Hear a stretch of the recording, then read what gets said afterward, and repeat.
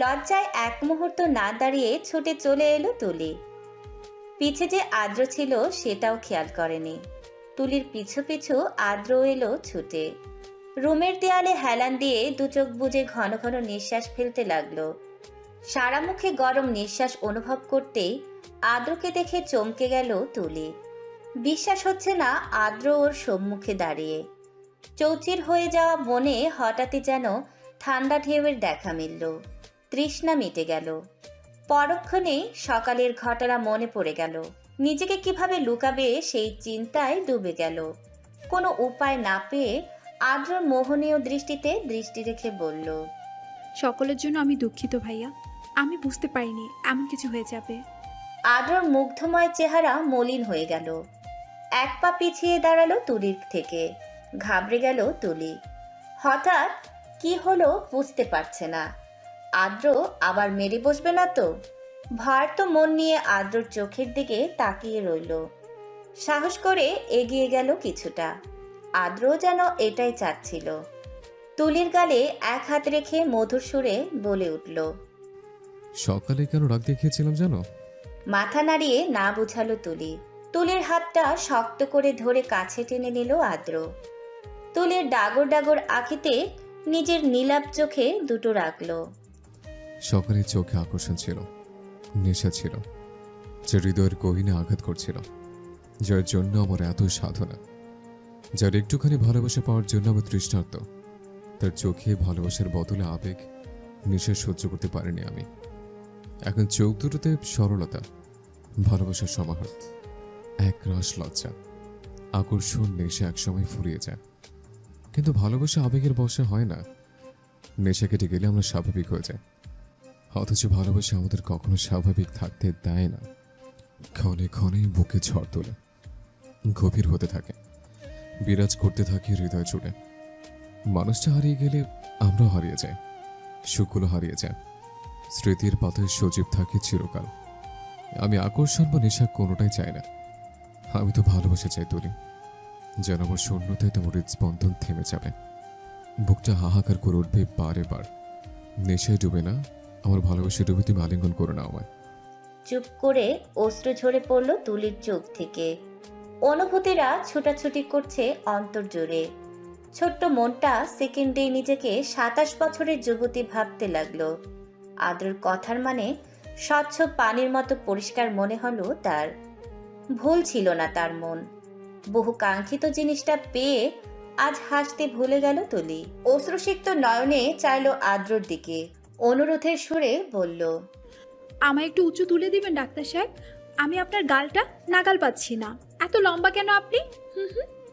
পায়ের ওপর উঠে দাঁড়াতেই ইশারা করলো আদ্র। বিস্ময়ে জড়ীভূত হয়ে গেল তুলি। জড়তা সংকোচ নিয়ে বলল, আপনি আমার অনেক বড়, আপনার পায়ের উপর পা রাখলে বেয়াদবি হবে না? একদমই না তুলা, উঠো। জুতা জোড়া খুলে ফেললো আদ্র। খালি পায়ে তুলি উঠে দাঁড়ালো আদ্রর পায়ের উপর। পড়ে যেতে নিলে কোমর জড়িয়ে নিজের সাথে মিশিয়ে নিল আদ্র। কাপা কাপা হাতে গালে হাত রাখলো তুলি। খোঁজা খোঁজা দাড়িতে হাত বুলাতে লাগলো। হুট করেই কেঁদে উঠল শব্দ করে। অসম্ভব যন্ত্রণা অনুভব করলো আদ্র। উদ্বিগ্ন কণ্ঠে জিজ্ঞেস করলো, কি হচ্ছে তুলি? আপনি কি আমায় ভালোবাসেন আদ্র? সন্দেহ আছে? একদমই না। কথাটা বলে আদ্রর কপালে কপাল ঠেকালো তুলি। এক ফোঁটা অশ্রু গড়িয়ে পড়ল আদ্রর চোখের পাতায়। নিজের কম্পনরত ঠোঁট নিয়ে ঠেকালো আদ্রর কপালে। শীতল স্রোত বয়ে গেল আদ্রর শিরদাঁড়া বরাবর। লজ্জার ছাপ ফুটে উঠল তুলির চেহারায়। সরে আসতে নিলে কোমর চেপে ধরে আরো কাছে টেনে নিল আদ্র। নিজের ওষ্ঠধয় চেপে ধরল তুলির ওষ্ঠে। হৃদয়ের কম্পন প্রখর হতে লাগলো তুলির। এমন অনুভূতি জীবনে আজ প্রথম। তুলি দু চোখ বুঝে নিল অবলীলায়। মিনিট পাঁচেক পর ছেড়ে দিল আদ্র। ছাড়া পেতেই তুলি মুখ লুকালো আদ্রর বুকে। নিমিষেই তুলির কাছে মনে হলো পৃথিবীর সবচেয়ে শান্তির স্থান হয়তো এটা। আদ্রর হৃৎপিণ্ডের স্পন্দন ক্রমাগত বেড়েই চলেছে। কান পেতে মনোযোগ দিয়ে শুনতে লাগলো তুলি। হয়তো পরিমাপও করতে পারছে। ভালোবাসার মানুষটা কাছে থাকলে বুঝি এমনই হয়। আজ সকালে কত কষ্ট পাচ্ছিল তুলি, আর এখন এই রাতের আধারে প্রিয়তমের বুকে মাথা রেখে স্পন্দন পরিমাপ করছে। রিমি, অন্তু, পায়েল, সাগর বসে বসে কথা বলছে। অন্তু চারদিকে চোখ বুলালো, মোলায়েম স্বরে জিজ্ঞেস করলো, আমরিন ও নিবিড়কে দেখছি না যে? হবে হয়তো রুমে। ওদের ছাড়াও কিন্তু আরো দুইজন গায়েব। ওদের তো গায়েব হবারই কথা ভাই। এখানে আসাটাই কিন্তু ওদের জন্য। বহু কাঠখড় পুড়িয়ে কিন্তু এই সুযোগটা তৈরি করেছে আদ্র। এবার একটু সব ঠিক হোক। একদম ঠিক বলেছিস সাগর, কিন্তু এখনো যে সবটা বাকি। পাশ থেকে বলে উঠল রিমি, আদ্রর মতো বিচক্ষণ মানুষ থাকতে কিসের চিন্তা ভাই? সোজা পথে না হলে বাঁকা পথে অবলম্বন করবে। হুম। আদ্রর কাঁধে মাথা রেখে বসে আছে তুলি। দুজনেই আকাশের তারা দেখছে।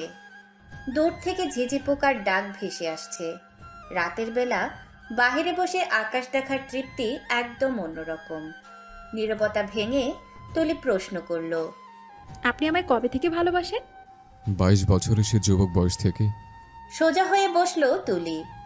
অবাক নয়নে চাইলো আদ্রর দিকে। আদ্র তাকে 5 বছর ধরে ভালোবাসে। তাহলে কোথায় ছিল এতদিন? কেন সে আদ্রকে কোনোদিন দেখেনি? 5 বছরের ভালোবাসা, অথচ এত দূরত্ব ছিল বছরের পর বছর। বিস্মিত তুলিকে এক হাত দিয়ে বাহুতে জড়িয়ে নিল আদ্র।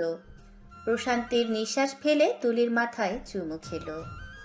22 বছর বয়সে যখন নানুর বাড়িতে যাই, তখন প্রথম দেখি তোমায়। সচরাচর নানুর বাড়িতে যাওয়া হতো না আমার, কাউকে চিন্তাও না ভালোভাবে। একটা টপস ও স্কার্ট পরে পুকুর পাড়ে খেলছিলে তুমি। ছোট্ট সে তুমিটাকে দেখে অদ্ভুত মায়া জাগে আমার মনে। সারাদিন তোমাকে দেখেছে, তোমার কার্যকলাপ খেয়াল করেছে। নিজেও জানতাম না কেন এমনটা করেছে। পরের দিন সকালে তোমার পুকুরে পড়ে যাওয়ার কথা শুনে দৌড়ে গিয়ে ঝাঁপিয়ে পড়েছিলাম আমি। তোমাকে পাড়ে তুলে অজানা কারণে কেঁদে দিয়েছিলাম। অবাক হয়েছিল সবাই, প্রচণ্ড অবাক। ছোট থেকে তীব্র ব্যথা পেলেও আমি চোখের পানি থেকে ঝরতে দেখেনি কেউ। সত্যি বলতে আমি নিজেও চমকে গিয়েছিলাম। এত বড় হয়ে ছোট্ট পিচ্চে একটা মেয়ের জন্য কেঁদে দিলাম। জানি না কেন তোমার জ্ঞান হারানো ফ্যাকাশে মুখটা দেখে বুকে চাপা যন্ত্রণা অনুভব করেছিলাম। ঢাকায় ব্যাক করার পর সারাক্ষণ তোমার কথাই মনে পড়ত। ছুটে যেতে ইচ্ছে করতো তোমার কাছে। খেতে গেলেও মনে হতো খাবারটা হয়তো আমার জন্য বিষ। পড়াতেও মন বসাতে পারছিলাম না, অথচ সামনে ছিল এক্সাম। আমার মনে হলো আবেগে গা ভাসিয়ে দিচ্ছে আমি।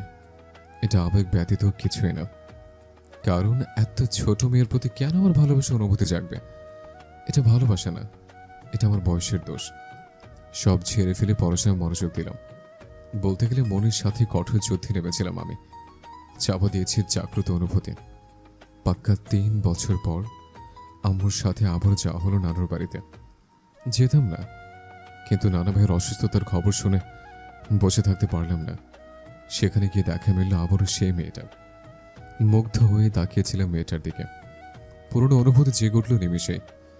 মেয়েটা আগের মতো পিছিয়ে ছিল না, অনেকটাই বড় হয়ে গিয়েছিল। সেই মুহূর্তে আমার অনুভূতিগুলো এক নতুন নাম পেয়েছিল। পরিণত হয়েছিল ভালোবাসা। নতুন বললে ভুল হবে, তা তো বছরখানেক আগে হৃৎপিণ্ডের সৃষ্টি হয়েছিল, যাকে চাপা দিয়ে রেখেছিলাম আমি। নিয়তি যে আমায় আবার টেনে আনবে, আমার হৃদয়ের গহীনে দমিয়ে রাখা ভালোবাসা জাগিয়ে তুলবে, কখনো ভাবিনি। আগে চেয়েও বেশি পাগল পাগল লাগছিল নিজেকে। বারবার নিজের মনে প্রশ্নের উদয় হতে লাগলো, কেন কেন এত মেয়েদের ভালোবাসার প্রস্তাব পেয়েও আমার হৃদয়ে নিজের চেয়েও 10 বছরের ছোট্ট মেয়েটার জন্য ভালোবাসার সঞ্চার হলো। মেয়েটার সামনে আমি কখনো ধরা দেইনি, আড়ালে ভালোবেসেছে, সময় দিয়েছি তুলি নামক মেয়েটাকে আরেকটু বড় হওয়ার। কথাগুলো বলে শুকনো একটা নিঃশ্বাস ছাড়লো আদ্র। তুলি ফটাফট বলে বসলো, এত ভালোবাসেন, অথচ আমার বিয়েটা আহান ভাইয়ের সাথে হতে দিচ্ছিলেন। আলতো হেসে আদ্র তুলির মুখের দিকে তাকালো। নিজের মোবাইলটা বের করে কল লাগালো কারো নাম্বারে। চোখ ছোট ছোট করে চেয়ে রইল তুলি।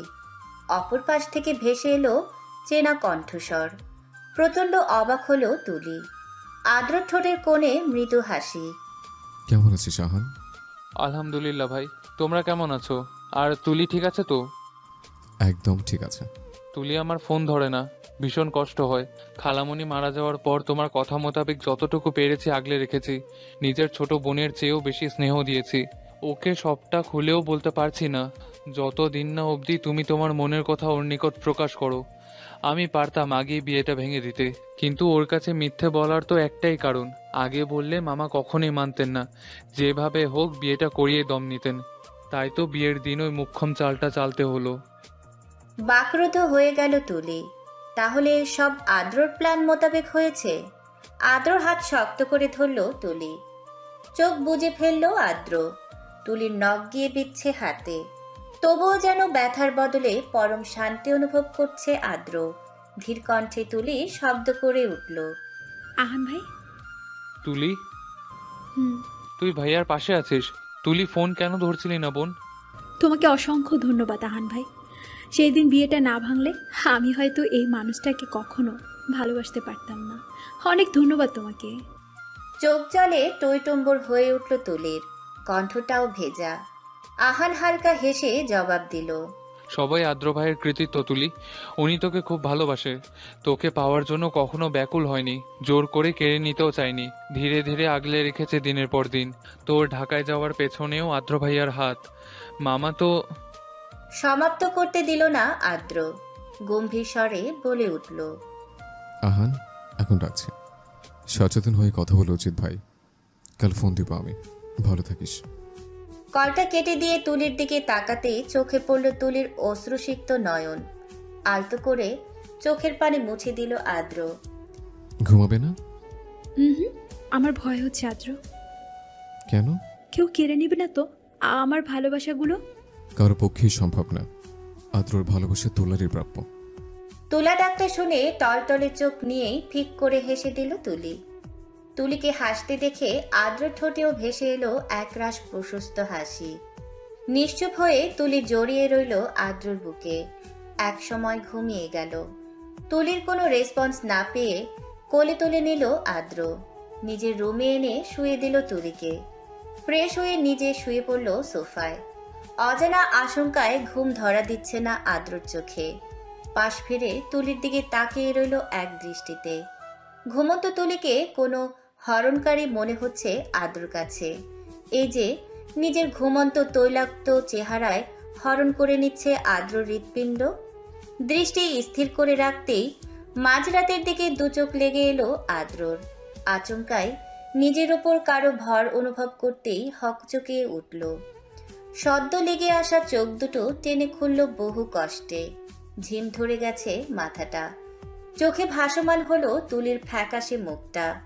কি সুন্দর করে মেয়েটা তাকে আষ্টে পৃষ্ঠে জড়িয়ে ধরে শুয়ে আছে। একটু নড়ে উঠল আদ্র। দুহাত তুলির পিঠে রেখে বলল। এখানে কি করছে তুলি? বিছানায় যাও। কেন? ঘুম ঘুম স্বরে তুলি জবাব দিল। আমি আপনার বুকে মাথা রেখে ঘুমাবো আদ্র। গলা শুকিয়ে গেল আদ্রর। অসাড় হয়ে পড়ল হাত পা।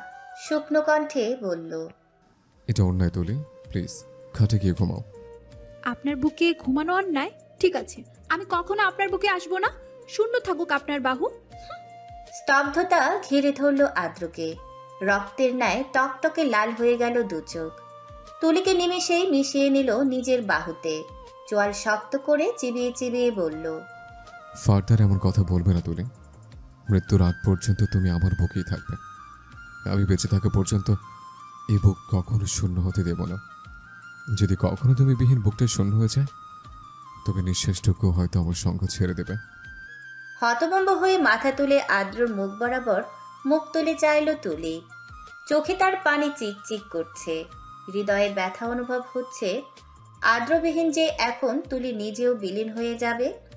শত চেষ্টার পরেও চোখের জল বাদ মানেনি। টুপটুপ করে ঝরে পড়তে লাগলো আদ্রর গালে। মাদকতায় ভরপুর দৃষ্টি নিক্ষেপ করে ঠোঁট প্রসারিত করলো আদ্র। এই ছেচকাদনো মেয়ে, কান্না বন্ধ করো। মনের গহীনে তোমার কান্নাগুলো রক্তের মতো ঝরে পড়ছে। রক্ত বর্ণ হয়ে উঠছে আমার হৃৎপিণ্ডটা। নাক টেনে কান্না থামানোর চেষ্টায় তুলি। না পেরে আদ্রের বুকে নাক ঘষে চোখের পানি মুছল। কলিজা কেঁপে উঠল আদ্রর।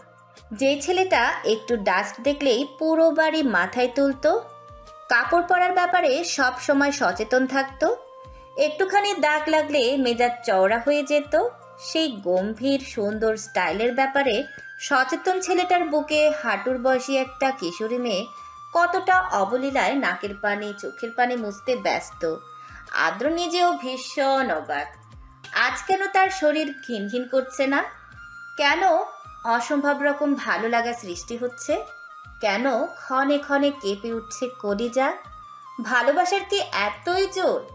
মানুষকে কেমন বেহায়া করে তোলে, বরফের মতো জমে যাওয়া মনটাকে গলিয়ে তরলে রূপান্তরিত করে দেয়, কঠিন হৃদয়ও কাঁপিয়ে তোলে।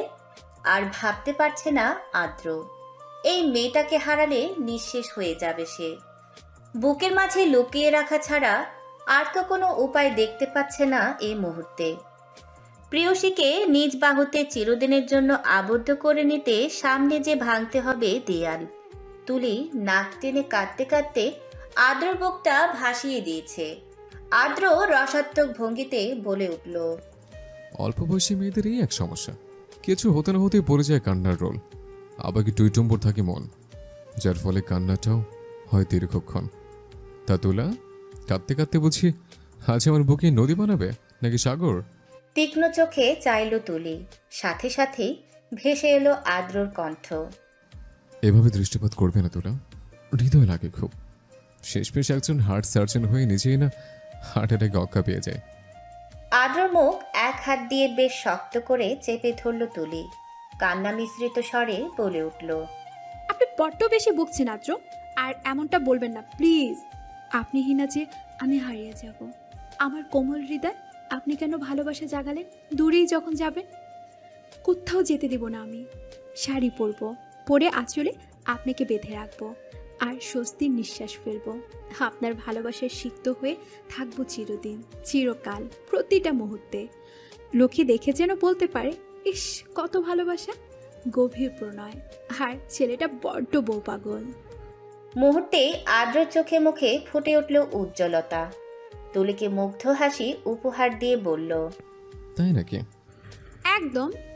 আদ্রর চেহারার দিকে কিছুক্ষণ মুগ্ধ নয়নে তাকিয়ে থেকে বলল, আপনি হাসলে এত সুন্দর লাগে কেন আদ্র? ছেলেদের হাসি এত মুগ্ধ হয়, আপনি হাসলে আমার বুকের বাঁ পাশটা ধুপ করে ওঠে, হৃৎপিণ্ডে অসহ্য পীড়ান হয়। আপনি তো হার্টের ডাক্তার, যন্ত্রণার উপশম না হয় আপনিই হবেন। ভয়ঙ্কর প্রলয় হতে লাগলো আদ্রর ভিতর। তুলির ভালোবাসাময় মিষ্টি মিষ্টি কথা ভেতর থেকে নাড়িয়ে দিচ্ছে তাকে। ঝাপটে ধরে তুলিকে চেপে ধরল নিজের বাহুতে, মাথায় হাত বোলাতে বোলাতে উচ্চারিত করল, ঘুমো তুলি, সকাল উঠতে হবে তো। বসন্তের দুপুরে পাপড়ে মেলে থাকা শিমলের রক্তিমাভা মন রাঙায় তো বটেই, ঘুম ভাঙায় শৌখিন হৃদয়ের।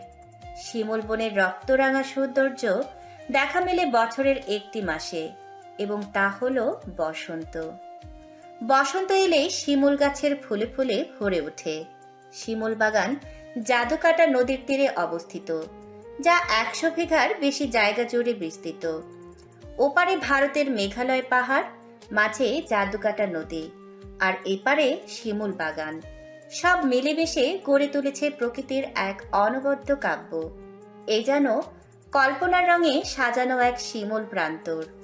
প্রকৃতির চোখ ধাঁধানো এই সৌন্দর্য দেখে লাল শাড়ি পরিহিতা তুলিও যেন মিশে যাচ্ছে প্রকৃতির রক্তিম আভায় ছেয়ে থাকা এই সৌন্দর্যের মাঝে। মিনিট দশেক হবে সবাই শিমুল বাগানে এসেছে, সাথে এসেছেন একজন গাইড। তখন থেকে তুলি চারপাশে তাকাচ্ছে ব্যস্ত ভঙ্গিতে। এত সুন্দরও কোনো জায়গা হয়? কখন থেকে তুলির মন শুধু এটাই প্রশ্ন করে যাচ্ছে। পাশে শাড়ি পরিহিতা বাকি 3 রমণীও ঘুরে ঘুরে দেখছে। হাতে টান পড়তেই সম্বিত ফিরে পেল তুলি। আদ্র হাতে বন্দি তার একটা হাত। শিমুল গাছগুলো থেকে চোখ সরিয়ে আদ্রর উপর স্থাপন করলো তুলির নিজের 2 চোখ। ড্যাব ড্যাব চোখে চেয়ে রইল আদ্রর দিকে। মনে মনে বলে উঠল, প্রকৃতিও তো এমনভাবে টানে না আদ্র যেমন করে আপনার প্রতি টান অনুভব করি আমি। আপনি তো মোহময়, আপনাকে দেখলেই মনে শীতলতা অনুভব হয়। লাল রাঙা শিমুলের চেয়ে লাল রাঙা আদ্রই মনোমুগ্ধকর। তুলির দিকে অপলক নয়নে চেয়ে আছে আদ্র। তুলিকে শাড়িতে লাল টুকটুকে বউ মনে হচ্ছে তার, শুধু ঘোমটাটাই বাকি। তুলিকে টেনে নিজের দিকে ফেরালো সে, শাড়ির আঁচলটা টেনে ঘোমটা দিয়ে দিল মাথায়। ভীষণ অবাক হলো তুলি, পাশাপাশি লজ্জায় রাঙা হয়ে উঠল, চোখে মুখেও ফুটে উঠল লজ্জার ছাপ। আদ্রর সাথে আরেকটু ঘেঁষে দাঁড়ালো, ফিসফিস করে বলল, আপনি লাল পাঞ্জাবি কেন পরেছেন আদ্র? তুলির ফিসফিস করে বলা বাক্যটা শুনে কিছুটা ঝুঁকলো আদ্র। মেয়েটার কণ্ঠস্বরটাও আজকাল পাগল করে দেয় তাকে। আস্তে করে জবাব দিল, তোলার সাথে একটু ম্যাচিং করে পরার চেষ্টা। লাল শাড়ি লাল পাঞ্জাবি আনতে হলো আপনার? আপনি কি জানেন আপনি আমায় বিমোহিত করেছেন, অভিভূত করেছেন, এক রাস মুগ্ধতায় জড়িয়ে নিয়েছেন, নিজের মাঝে হারাতে বাধ্য করেছেন। জানতাম না, তবে এখন জানতে পারলাম। আমার মাঝে হারানোই তোমার মঙ্গল। খুঁজে নিয়ে হৃদয় কুঠিরে লুকিয়ে রাখবো যত্ন করে। আর কিছু না বলে তুলি আদ্রর এক হাতের বাহু জড়িয়ে হাঁটতে লাগলো। সবাই আলাদা আলাদা হয়ে ঘুরে ঘুরে দেখছে। আমরিনও নিবিড় হাঁটছে পাশাপাশি। শাড়িতে আমরিনকে 21 বছরের যুবতী লাগছে নিবিড়ের কাছে। নীরবতা ভেঙে আমরিন বলল, নিবিড় ভাই, আমি কাকে ভালোবাসি আপনি কি জানতে ইচ্ছুক না? আবারও সেই কথা। মেয়েটার বড্ড বেশি সাহস।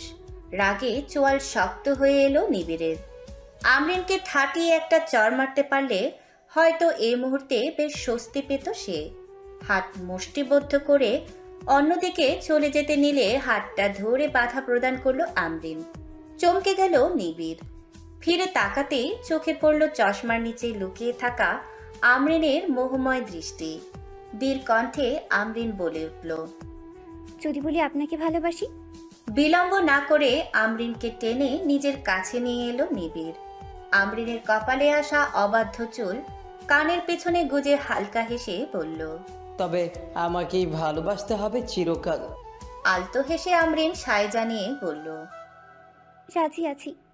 আদ্র ও তুলিকে পাশাপাশি হাঁটতে দেখে মুগ্ধ দৃষ্টিতে তাকিয়ে রইল রিমি। পাশ থেকে ভেসে এলো এক পুরুষালী কণ্ঠস্বর, জেলাস ফিল হয় না? রিমি আনমনেই উত্তর দিল, না, আমার কাছে ভালোবাসা মানে ত্যাগ। ত্যাগের মাধ্যমে যে এত সুখ আছে, এমন দৃশ্যটা না দেখলে কখনো উপলব্ধি করতেই পারতাম না। ভালোবাসলেই কি পেতে হবে? থাকুক না আমার একতরফা ভালোবাসা আমার মন মাঝারে, সুখী হোক ওরা দুজন। চিরকুমারী থাকবি? প্রশ্নটা কর্ণগোচর হতেই হুঁশ এলো রিমির। পাশ ফিরে তাকাতেই চোখে পড়ল সাগরের হাস্যজ্জ্বল চেহারাটা। ছেলেটা কিভাবে বুঝে গেল তার চাহনি, তার মনের কথা। মুখে হাসি বজায় রেখে বলল, না, চিরকুমারী থাকবো না। আমিও একটা সংসার চাই। একটা মানুষকে বলতে চাই, ডাক্তার আদ্র আহনাফকে আমি কতটা ভালোবাসতাম, কতটা বাসি। আমার অর্ধাঙ্গিনী হবি? সাগরের সোজা সাপটা প্রশ্ন। থমকালো রিমি, একটু হেসে বলল, তোর মতো ইচড়ে পাকার কাছে বিয়ে বসতে আমার বইই গেছে। প্রেম তো কম করিস নাই। তা তোর গার্লফ্রেন্ডগুলোর কি বিয়ে হয়ে গেছে? সেই বিরহে বুঝে আমাকে প্রস্তাব দেওয়া? প্রেম কম করি আর বেশি। আজকাল হঠাৎ করে ভালোবাসা উদয় হয়েছে তোর প্রতি। আজকাল বললে ভুল হবে, গত একটা বছর ধরে তোর ভালোবাসায় ঘায়েল হচ্ছে আমি। বিয়ে তো বসবি তাই না? অন্য কারো হওয়ার চেয়ে আমার হলে কি মন্দ হয় রিমি? সাগরের কণ্ঠে আকুলতা দেখে রিমি স্তব্ধ হয়ে গেল। একটু হেসে বলল, ঢাকা ব্যাক করে প্রস্তাব পাঠিয়ে দিস বাসায়।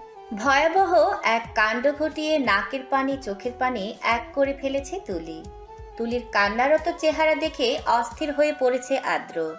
রাগও হচ্ছে প্রচণ্ড। কেন যে মেয়েটা এতটা পাগলামি করে? রাগের মাত্রা ক্রমশ বেড়েই চলেছে আদ্রর। তুলির চোখের পানি ছুরির মতো গাচ্ছে তার বুকে। নিজেকে শান্ত করে হাঁটু গেড়ে নিচে বসলো আদ্র। সবাই হতভম্ব হয়ে দাঁড়িয়ে আছে। তুলির কাণ্ডে হাসবে নাকি কাঁদবে বুঝতে পারছে না। রাগ ঝেড়ে তুলির পায়ে হাত দিল আদ্র। সাথে সাথেই প্রচণ্ড জোরে চিল্লিয়ে উঠল তুলি। ব্যথায় চোখ খিচে পা সরিয়ে নেওয়ার চেষ্টা করতেই গম্ভীর স্বরে ধমকে উঠল আদ্র। ভয়ে চুপসে গেল তুলির মুখ, কিন্তু চোখে মুখে ব্যথার প্রভাব স্পষ্ট। আদ্র আর চোখে এক নজর তাকিয়ে হাত টেনে কোলে তুলে নিল। চোখ বন্ধ রেখে আদ্রর গলা জড়িয়ে ধরল তুলি। ভাবতেই ভীষণ লজ্জা লাগছে তার। কি কাণ্ডটাই না ঘটল একটু আগে। কেন যে শুনল না আদ্রর কথা। অতিরিক্ত বেপরোয়া হলে হয়তো এমনটাই হয়। কিছুক্ষণ আগে আদ্রর সাথে পাশাপাশি হাঁটছিল। হুট করে তুলির সামনে একটা পাখি থেকে দৌড় লাগালো।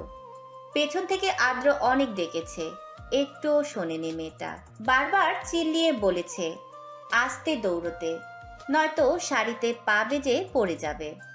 কিন্তু কথাগুলো যেন উচ্ছ্বসিত তুলির কর্ণধার হয়নি। আরেকটু বেগ বাড়াতেই ধপাস করে মুখ থুবড়ে পড়ল মাটিতে। নাকে ও পায়ে প্রচণ্ড ব্যথা পেল। জড়তা লজ্জায় বুকের ব্যথাও তীব্র হলো। ব্যথার দাপটে চেয়ে লজ্জায় কাঁদতে লাগলো ক্রমশ। সবাই একটু আধটু হাসলেও আদ্রর হাসির বদলে রাগটাই তীব্র। আদ্রর রাগী ফেস দেখে তুলির সেই স্মরণীয় থাপ্পড়ের কথা মনে পড়ে গেল। কেন অবাধ্য হলো আদ্রর কথার? এখন নিশ্চয়ই রিসোর্টে নিয়ে আরও একটা স্মরণ রাখার মতো ঠাটিয়ে চড় মারবে। ভয়ে থরথর করে কাঁপছে তুলির পুরো শরীর। ভয়টা একটু কমানোর চেষ্টায় আদ্রর বুকে মাথা রেখে চুপ করে রইল। বাকি সবাই এখনো থ মেরে দাঁড়িয়ে আছে। হঠাৎ অন্তু হেসে বলল, যা হয় ভাই ভালোর জন্যই হয়, নইলে কি এমন রোমান্টিক দৃশ্য দেখার সুযোগ পেতাম? কপাল কুঁচকে তাকালো পায়েল। অন্তু চুপসে যেতেই একরাশ হেসে বলল, এই প্রথম তুমি একটা ভালো কথা বলেছ অন্তু। অট্ট হাসিতে মেতে উঠল সবাই। পা চালিয়ে ছুটল আদ্র ও তুলির পিছু পিছু। রিসোর্টে এনে তুলিকে ধপ করে বিছানায় বসালো আদ্র। ব্যথায় কুকড়ে উঠল তুলি। তাতে যেন কোনো খেয়াল নেই আদ্রর। ব্যাগ থেকে ফার্স্ট এইড বক্স বের করে টুল টেনে বসলো তুলির সামনে। সংশয় নিয়ে আর চোখে চাইল তুলি। তার মন বলছে আদ্র বক্সটা দিয়ে তার মাথা ফাটিয়ে ফেলবে এখন। নিজের বাচ্চা সুলভ আচরণে এখন নিজেই প্রচণ্ড বিরক্ত সে। নাকও ফাটালো, পাটাও হয়তো ভেঙেই গেছে। আবার বিনা টিকিটে সবাইকে কমেডি শো দেখিয়ে দিল। সর্বশেষে এখন বোধহয় মাথাটা হারাতে যাচ্ছে। আদ্র হাতটা বাড়াতেই ভয়ে কেঁদে উঠল তুলি। আমার মাথা ফাটাবেন না আদ্র, আমি আর কখনো আপনার কথার অবাধ্য হব না। তুলির ভাঙা গলায় অদ্ভুত এসব কথা শুনে রাগটা দ্বিগুণ হয়ে গেল আদ্রর।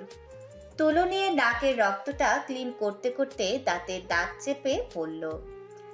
কান্না থামা, নয়তো আজ তোর কপালে শনি আছে। আমার ভালো মন্দ দুই রূপ সম্পর্কে তুই অবগত। এখনই কান্না থামা। আদ্রর কথা শুনে কান্না থামানোর আপ্রাণ চেষ্টায় লেগে পড়ল তুলি। শক্ত করে আঁকড়ে ধরল আদ্রর বুকের কাছের অংশ। দু চোখ বুজে ফেলল। তুলির স্পর্শ পেতেই হৃদয়ে শীতল স্রোত বয়ে গেল আদ্রর। নিমিষেই গায়েব হয়ে গেল রাগটা। যত্ন করে তুলির নাকে অয়েন্টমেন্ট লাগিয়ে ফু দিল তুলির বন্ধ দু চোখের পাতায়। শিউরে উঠল তুলির সারা শরীর। আরেকটু শক্ত করে খামচে ধরে রাখলো আদ্রকে। ঘন ঘন দু চোখের পলক ঝাপটিয়ে চোখ মেলে তাকালো আদ্রর দিকে। আদ্রর নীলবর্ণের চোখ জোড়া নিজের উপর সীমাবদ্ধ রেখে স্তম্ভিত হয়ে পড়ল তুলি। হৃদয় জোড়ে হতে থাকলো ভয়াবহ ঝড়। আদ্রর বুক থেকে হাত সরিয়ে কিছুটা পিছে হেলে গেল। মুচকি হেসে আদ্র নিজের ঠোঁট ছোঁয়ালো তুলির নাকে। একটা কথা মনে পড়তেই দাঁত কিলিয়ে তুলি বলে উঠল, বান্ধবীদের কাছে শুনতাম বয়ফ্রেন্ডের চুমু খেলে নাকি জ্বরও চলে যায়। আপনি কি আমার নাকের ব্যথা কমানোর জন্য চুমু খেয়েছেন আদ্র? বিস্ময়কর দৃষ্টিতে তাকালো আদ্র। তুলির মুখে এমন এক বাক্য শুনে অবাক হয়ে পড়ল। এই মেয়ে বয়সে মনের দিকে সব দিক দিয়েই একদম বাচ্চা। নিজের ব্যাগ থেকে ইঞ্জেকশন বের করতে করতে আদ্র ঠোঁটে হাসি ঝরিয়ে জবাব দিল, যদি চুমুতেই ব্যথা কমে যায় তাহলে ইঞ্জেকশনের কি দরকার বলো? অ্যাজ এ ডক্টর আমার মতে ইঞ্জেকশনটা দিলেই ব্যথা কমবে, চুমুতে নয়।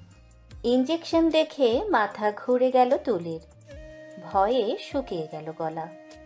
আমতা আমতা করে বলল, আমি ইঞ্জেকশন দিব না। আমার ইঞ্জেকশন দিতে এলে খুব খারাপ হবে কিন্তু। মুখে বাঁকা হাসি ফুটে উঠল আদ্রর। সাবলীলভাবে জিজ্ঞেস করলো, কি হবে শুনি? আমি কামড়ে দিব কিন্তু আপনাকে। ছোটবেলায় আমি এক ডাক্তারের হাতে কামড় বসিয়ে দিয়েছিলাম, কারণ উনিও আপনার মতো ইঞ্জেকশন দিতে এসেছিল। তা কোথায় কামড়াবে? গালে? ঠোঁটে? কথাটা বলতে বলতে তুলির হাতটা চেপে ধরতে সজোরে কামড় বসিয়ে দিল তুলি আদ্রর বুকে। বিস্ময়ে হতবিহ্বল হয়ে গেল আদ্র।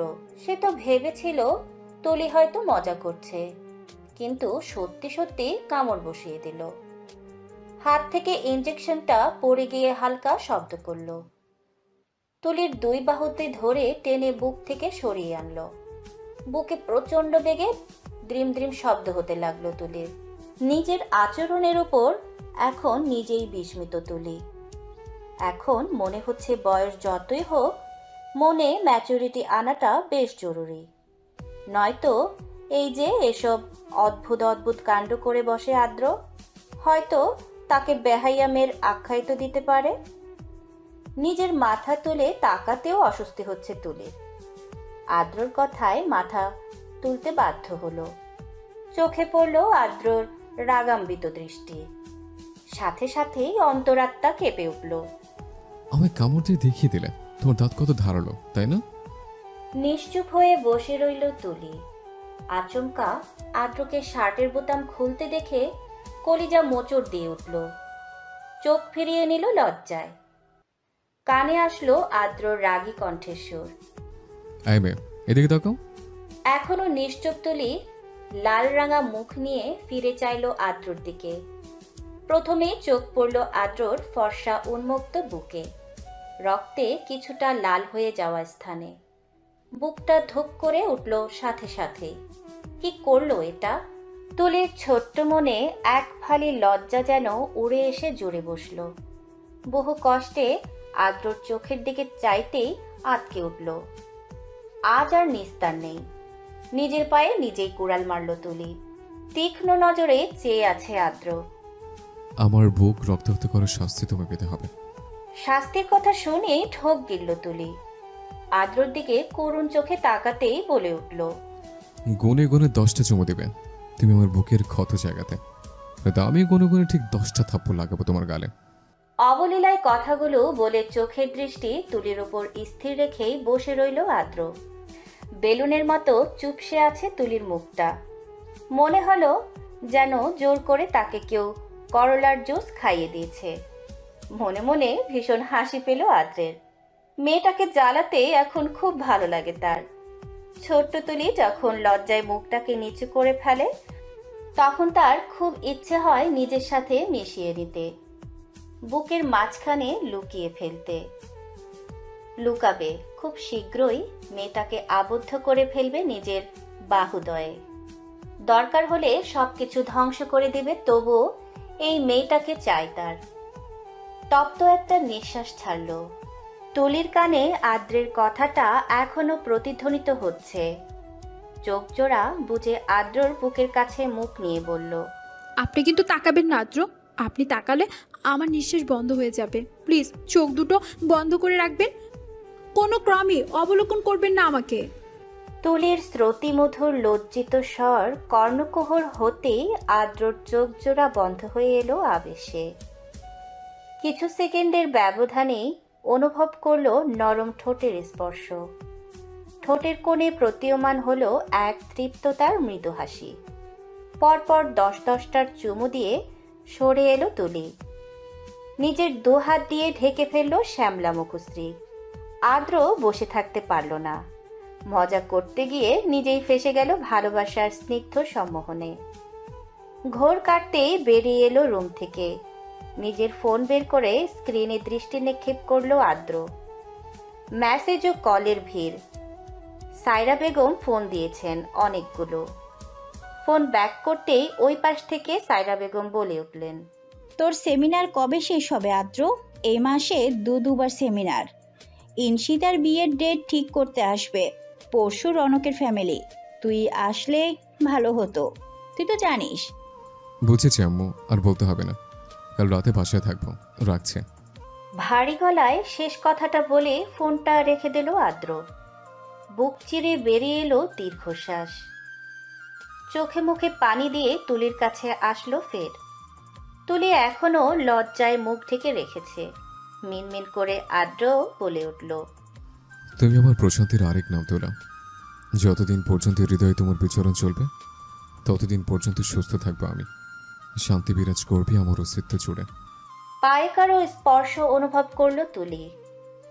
অনুভূতিগুলো মনে নাড়া দিতে লাগলো অনবরত। এক হাত সরিয়ে আদ্রকে দেখতে কিছুটা আওয়াজ করে বলল, কি করছেন আদ্র? পায়ে হাত দিবেন না প্লিজ। এত ফর্মালিটি অথবা সংকোচ বোধের কিছুই নেই তোলা। আমি তোমার পায়ে হাত দিতেই পারি, কারণ ফার্স্ট ইয়ার ফাইনাল এক্সাম শেষ হলেই বিয়ে করছি আমরা। তখন তো তোমার 18 হয়ে যাবে। হবু স্বামী বউয়ের সেবা করতেই পারে, তাই না? বউ শব্দটা এত মধুর হয় নাকি আদ্রর মুখে এত মধুর শোনাচ্ছে? চোখের পলকেই যেন তুলি এক সংসার কল্পনা করে ফেলছে। তবু ভয় লাগছে তার। নরম কণ্ঠে জিজ্ঞেস করলো, খালামণি খালু সবাই মানবে তো? আমার বিশ্বাস করো তো? পায়ে মালিশ করতে করতে প্রশ্নটা তুলির দিকে ছুড়ে দিল আদ্র। তুলির ঠোঁটে প্রশস্ত হাসি। লম্বা একটা শ্বাস টেনে বলল, আপনাকে বিশ্বাস করা ছাড়া অন্য কোনো উপায় নেই আমার। যার প্রেমের মোহনায় হারিয়েছি আমি, সেই তো আমার শেষ অবলম্বন। আপনি ঠকালে চিরতরে বিলীন হয়ে যাব, কিন্তু আমার দৃঢ় বিশ্বাস আপনি কখনো ঠকাবেন না আমায়। আপনার ভালোবাসার তুলনায় আমার কিছুদিনের ভালোবাসা অতি নগণ্য। বছরের পর বছর আড়ালে স্বার্থহীনভাবে যে আমায় ভালোবেসেছে, সে কখনো ঠকাতে পারে না। আমরা আজ ঢাকা চলে যাব তুলে। একটা অনুরোধ থাকবে তোমার কাছে, কেউ যেন না জানে আমি ও তুমি সিলেটে ছিলাম। কখনো বলবো না। সিলেট শহরটাকে ভুলতেও পারবো না। আমাদের দুজনকে ভালোবাসা সিক্ত করার অবদান কিন্তু এই শহরের চেয়েও বেশি আপনার। তুলির কপালে আলতো করে ভালোবাসার স্পর্শ এঁকে দিল আদ্র। কপালে কপাল ঠেকিয়ে ঘোর লাগা কণ্ঠে বলল, ভালোবাসি তোমায় তুলে, খুব বেশি ভালোবাসি। চোখের কার্নিশে জমা হলো জল। ভালোবাসি শব্দটা তুলির তৃষ্ণা বাড়িয়ে দিল শতগুণ। সুখের জমায়িত পানি কোনো বাধা না মেনে গড়িয়ে পড়ল গাল বেয়ে। শুষে নিল আদ্র। গালেও এঁকে দিল ঠোঁটের গভীর ছোঁয়া। তুলির ইচ্ছে করছে সময়টা থমকে যাক, সারা জীবন আটকে থাকুক এই পরম শান্তির সময়টায়। ভালোবাসায় মেতে থাকুক সবটুকু প্রহর। থেমে গেলে কি খুব খারাপ হবে? থেমে যাক না সময়টা, লেপ্টে থাকুক তুলির সারাটা কাল এভাবেই আদ্রর বুকে। রাতের আধারে ক্লান্ত তুলি ঘুমে মগ্ন আদ্রের বাহুতে। সিলেট থেকে ঢাকা এসে পৌঁছালো খানিকক্ষণ আগেই। লং জার্নিতে ক্লান্ত হয়ে পড়ে তুলি। গাড়ি এসে থামলো সাগরদের বাসার সামনে।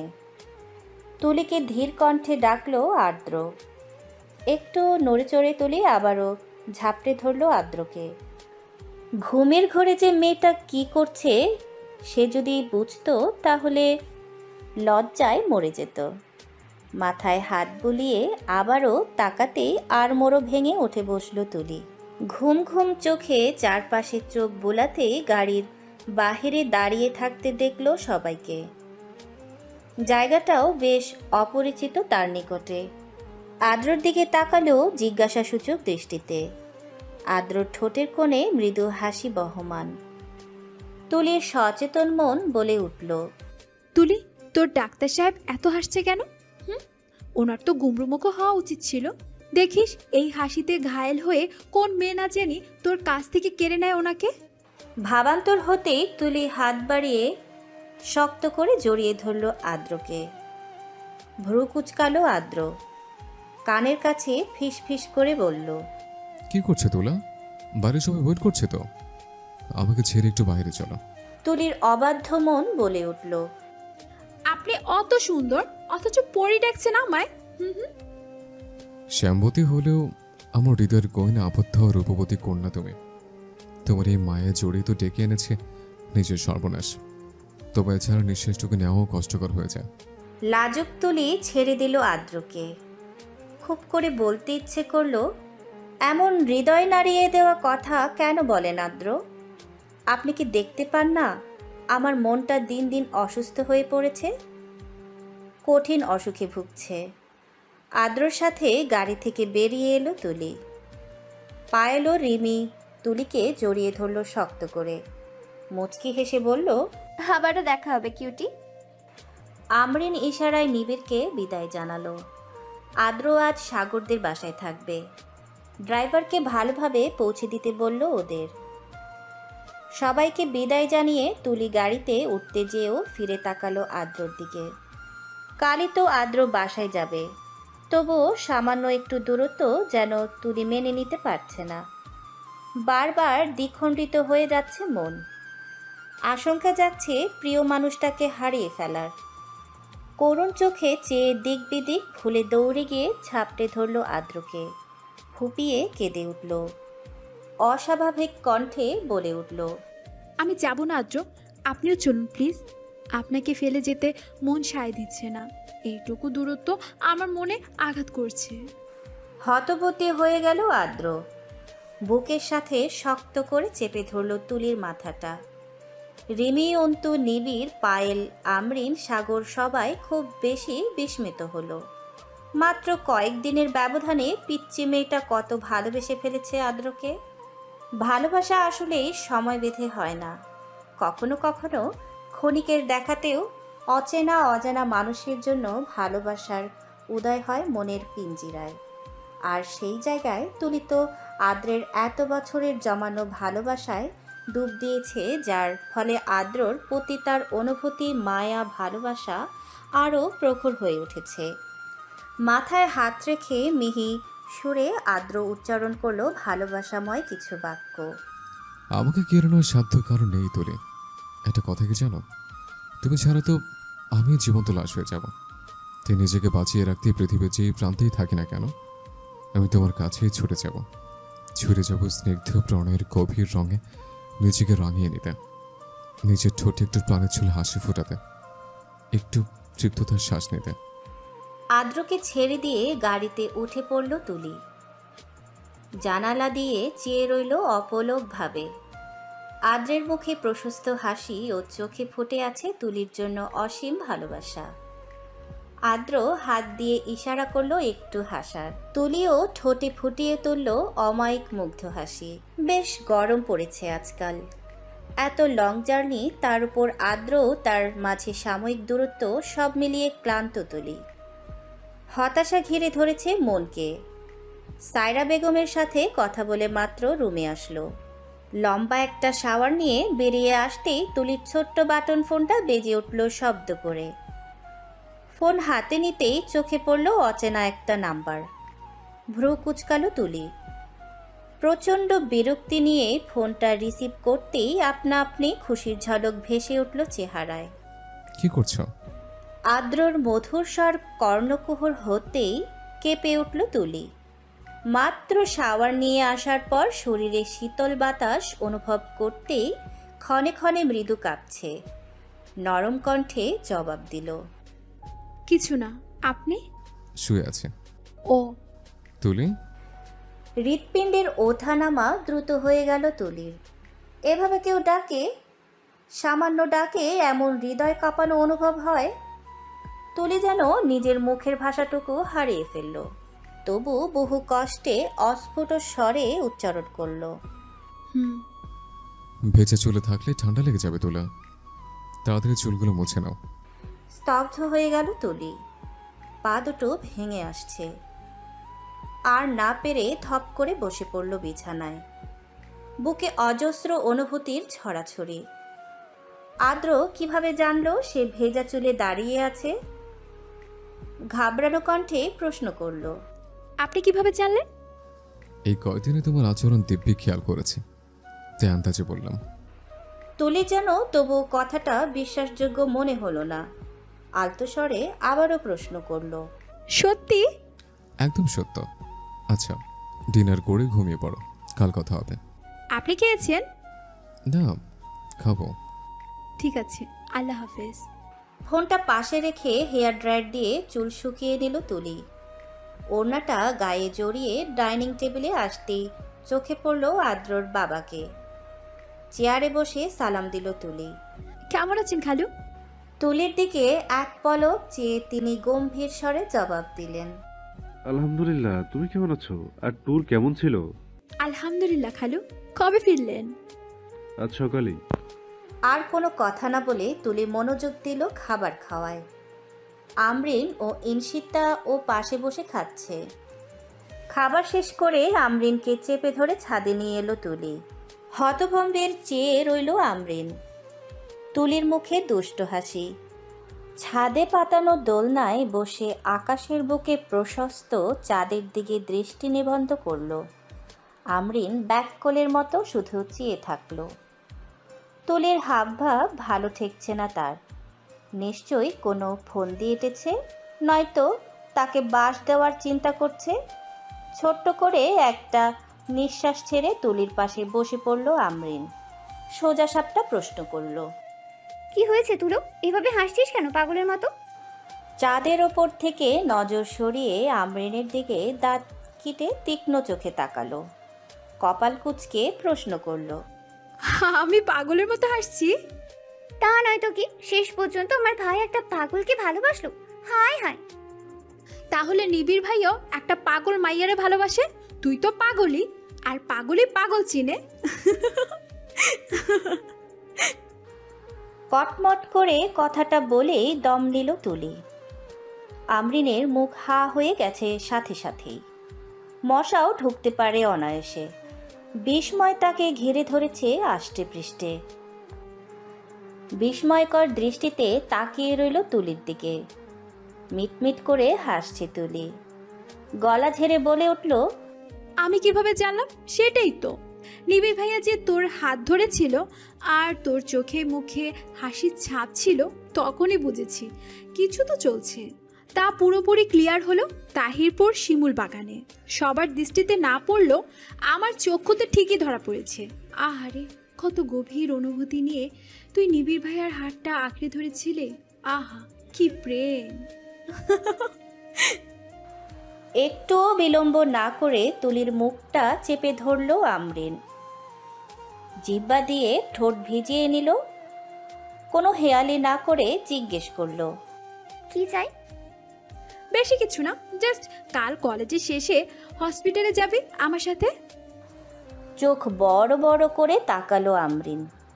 অবাক কণ্ঠে বলল, আমি পারবো না, ভাইয়া রেগে যাবে। রোগী দেখার সময় ডিস্টার্ব পছন্দ করে না। ঠিক আছে, যেতে হবে না। আমি ওনাকে এক্ষুনি ফোন করে জানিয়ে দিচ্ছি তুই ওনার ফ্রেন্ডের সাথে। হয়েছে, আর ব্যাকমেল করতে হবে না, আমি নিয়ে যাব। আমরিনের গাল টেনে মুচকি হাসল তুলি। কলেজ শেষে হসপিটালের সামনে চলে এলো তুলি ও আমরিন। আজ হাফ ডে ছিল।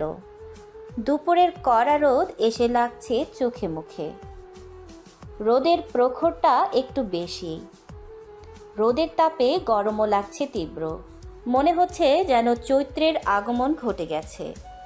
ফাল্গুন হোক আর চৈত্র, তা নিয়ে বিশেষ মাথা ব্যথা নেই তুলির।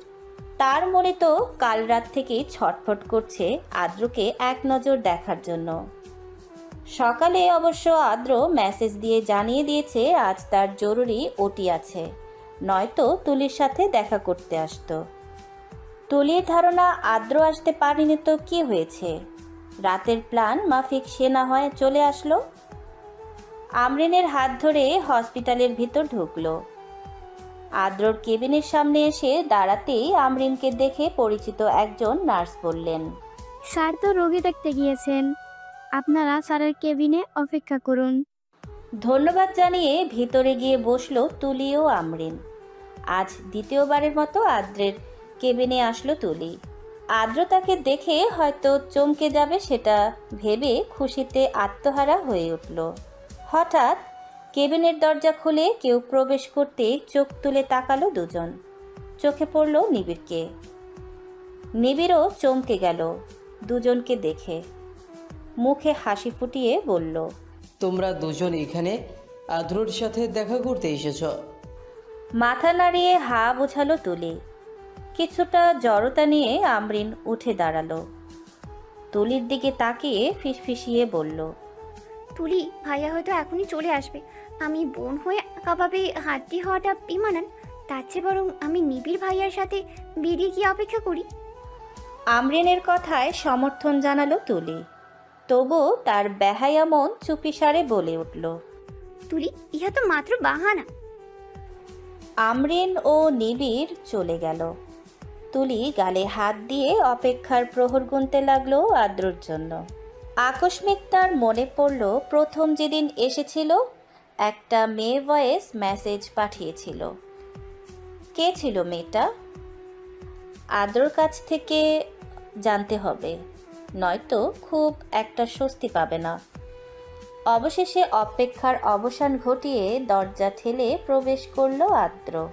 কোনো দিকে না তাকিয়ে গায়ের অ্যাপ্রনটা খুলতে খুলতে বলল, কখন আসলে? আটকে উঠল তুলি। আদ্রর সাবলীল কণ্ঠ শুনে আদ্রকে চমকে দেওয়ার বদলে নিজেই প্রচণ্ড পরিমাণে চমকে উঠল। কাঁপা কাঁপা কণ্ঠে বলল, একটু আগে আপনি চমকাননি? মোটেও না, আমার মন বলছিল তুমি আসবে। নার্সকে বলে গিয়েছিলাম আসলে যেন কেবিনে বসতে বলা হয়। চরম অবাক হলো তুলি। দ্রুতগতিতে আদ্রর কাছে হেঁটে এলো, মুখ ফুলিয়ে বলল, একটু চমকালে কি হতো ডাক্তার সাহেব? জবাব না দিয়ে তুলির কোমর জড়িয়ে ধরে নিজের কাছে টেনে আনলো আদ্র। হার্টবিট জোরে লাফাতে লাগলো তুলির। নিজেকে সামলানোর জন্য আঁকড়ে ধরল আদ্রের কালো শার্টের কিছু অংশ। চোখে মুখে আছড়ে পড়ছে আদ্রের গরম নিঃশ্বাস, যা তুলির কাঁপুনি বাড়িয়ে দিচ্ছে ক্রমশ। মুখ তুলে আদ্রর ক্লান্ত মুখে চাইতে টুপ করে চুমো এঁকে দিল আদ্র তুলির বিন্দু বিন্দু ঘাম জমে থাকা কপালে। এসি চলছে অথচ তুলি ঘেমে যাচ্ছে অনবরত। নিঃশ্বাসটাও ভারী হয়ে আসছে। চোখে ভাসছে আদ্রর মুখটা।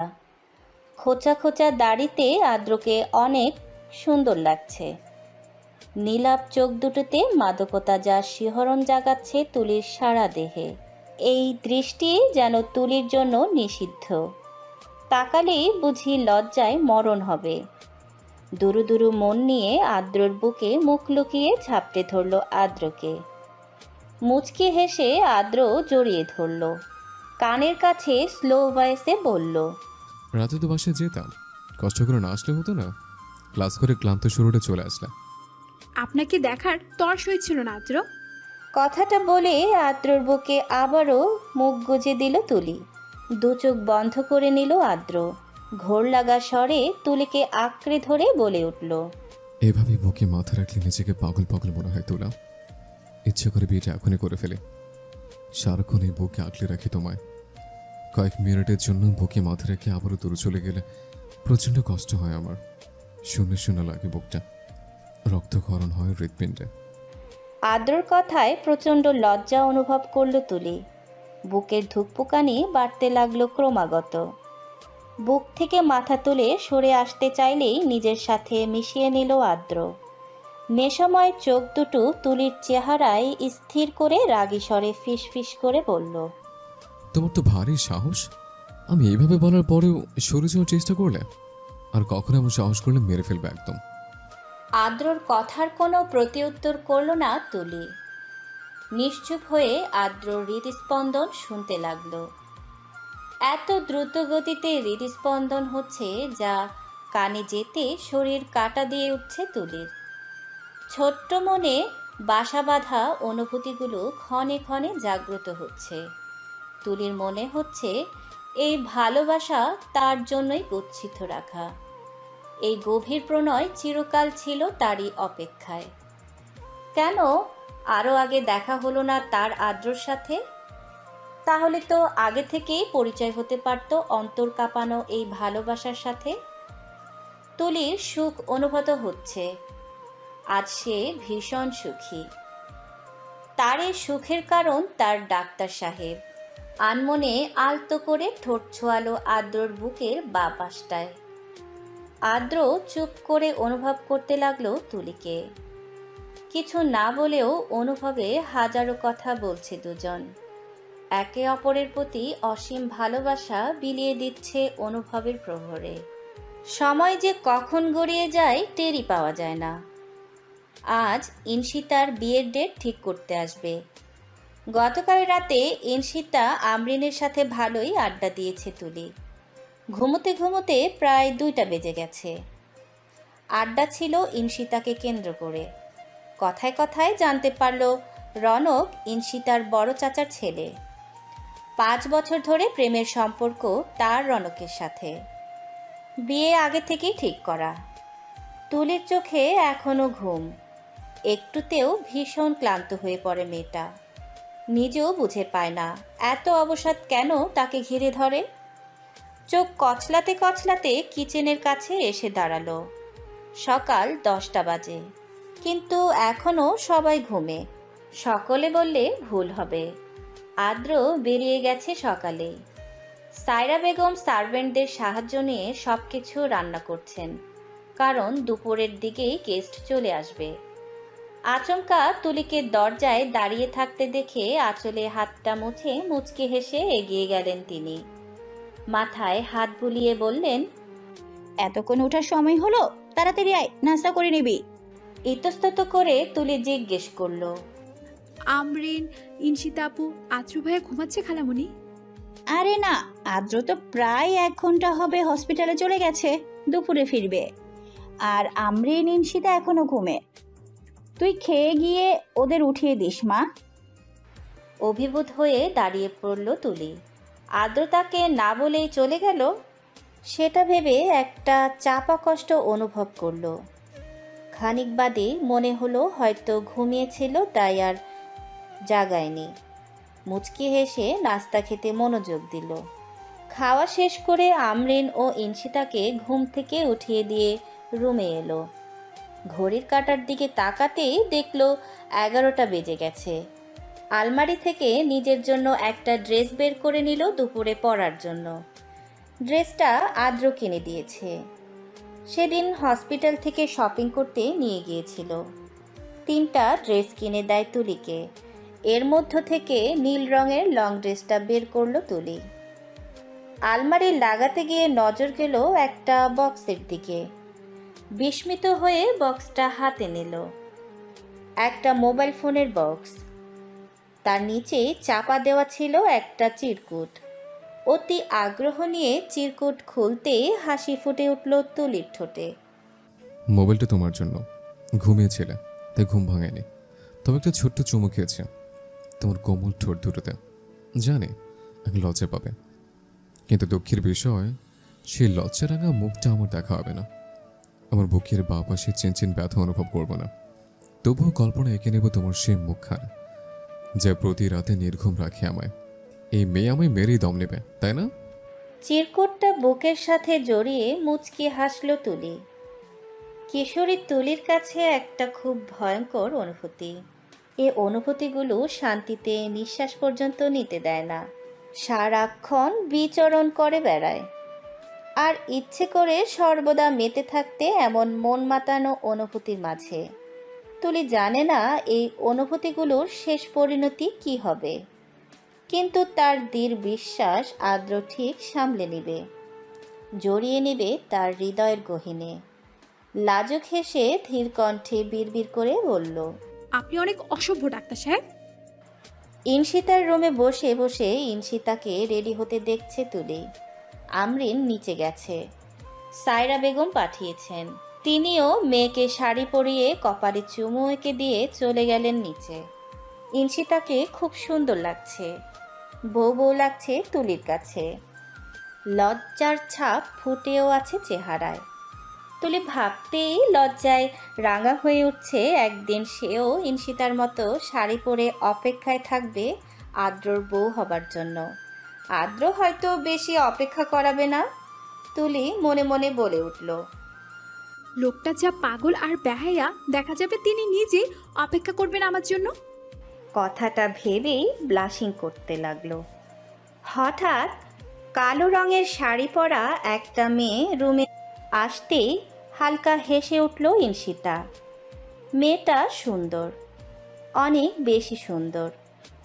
চোখগুলো কেমন টানা টানা, পিঠে ছড়িয়ে থাকা চুলগুলো কোমর ছুঁই ছুঁই, ঠোঁটে লেগে আছে হাসি। অবাক হয়ে তুলি মেয়েটাকে দেখতেই ব্যস্ত।